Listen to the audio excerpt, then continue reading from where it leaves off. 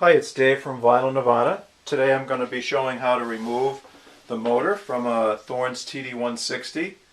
The process is very similar in a TD-165 or a TD-166, and also the TD-14 series, the 4.5, the 4.6, and the 4.7. So it should be very similar in all of those particular series. The main thing I want to stress, of course, is that you have the power cord removed. Please make sure that is not in the outlet. As you can see, I have removed the head shell, I've removed the outer platter. The inner platter on some of these, in some cases, will have a latch on it, and so you won't have to remove it. In this case, there is no latch, so we're going to be removing this and setting it in a safe area so that can't fall. So again, first thing is to have it unplugged, and the next thing we're going to do is turn this on side on a towel so it doesn't damage the side surface, and remove the bottom.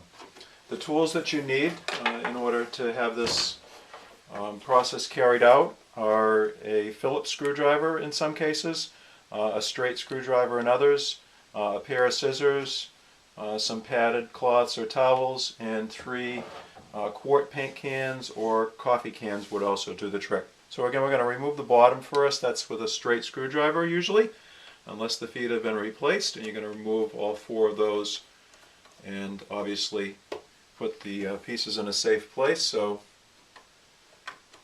you can reuse them. That's 2, 3, and then the 4th. Bottom should just remove easily after that 4th one is removed.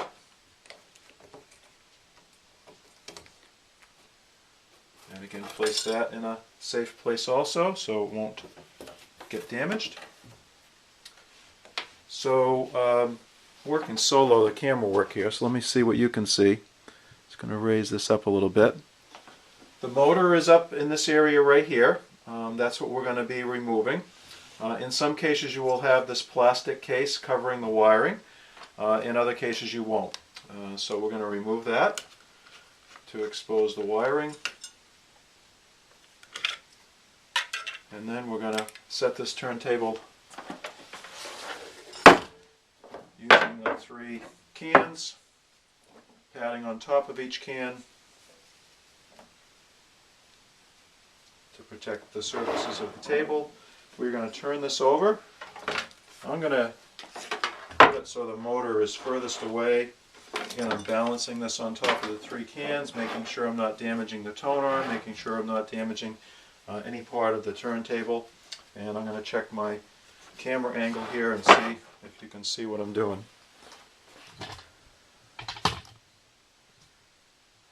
Okay, I'm just going to angle this a little bit. Okay, so the motor is over in this area here. In some cases you will see that there's a tube covering the wiring, and other cases not. The important thing when you go to snip this wiring with a pair of scissors, besides it being unplugged, is that you leave enough room for yourself to strip either end. So you don't want it too short on the motor end, you don't want it too short on this junction box end. So I'm leaving, approximately 2.5, maybe 3 inches here where I'm going to snip this right now.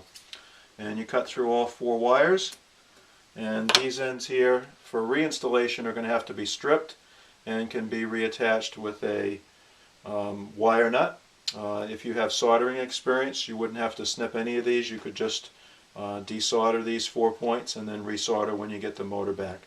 Again, the wire is snipped. I'm going to just remove this tube and save that also for reinstallation. And the only thing that's left now is removing the motor.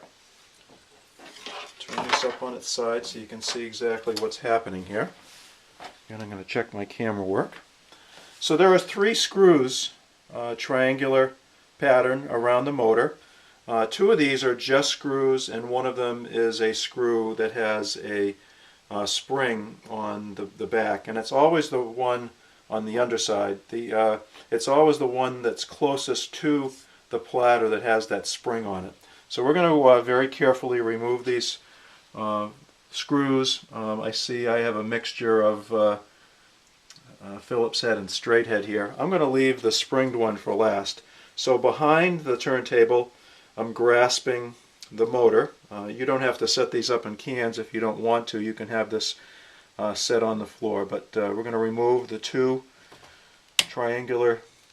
three triangular screws here, and you're going to be very careful not to lose these screws.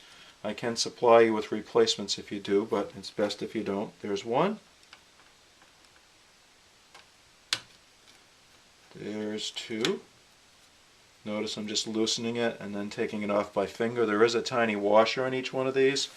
The washer is most important on this last one with the spring because the hole is larger. So I'm very carefully unscrewing this last screw. And I can see the spring on the underside, and it kind of, compared to the others, it does spring off on that particular side. And I'm pulling the motor through. And I've got the motor off. Just going to carefully set the turntable down again so that doesn't fall. So you've got the spring on this front edge here. You're going to take that off and again save it with your parts. And that's removing the motor. I will take care of stripping these wires during the motor repair if that's why you're removing your motor at this time. And that's the process. Reinstallation is the opposite. It is a little tricky with that spring in the front. I usually do that one last and put the two towards the back and first. But that's it, and I hope you found this helpful.